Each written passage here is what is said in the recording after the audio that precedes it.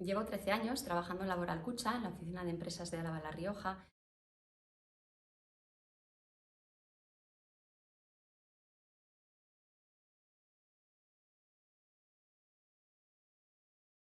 Cuando entré apenas había mujeres en puestos de responsabilidad, pero he de decir que estos años hemos ido avanzando y cada vez vamos teniendo más presencia en puestos directivos.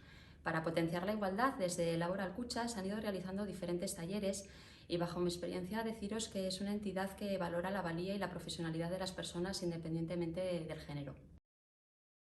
La sociedad ha avanzado en la concreción de demandas para la igualdad de género y ese impulso se está notando también en el mundo cooperativista.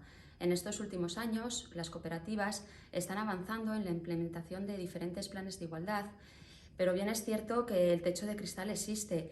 Hoy en día todavía prevalece la figura del hombre en los puestos directivos y, por otra parte, decir que la diferencia salarial es una realidad en el mundo empresarial. Tenemos que ver la igualdad entre mujeres y hombres como un valor añadido para la cultura cooperativa.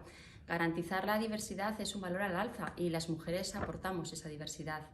La igualdad se tiene que integrar como principio en los modelos de liderazgo para que estos sean palanca de cambios estructurales y se genere así un contexto de igualdad en cuanto a oportunidades.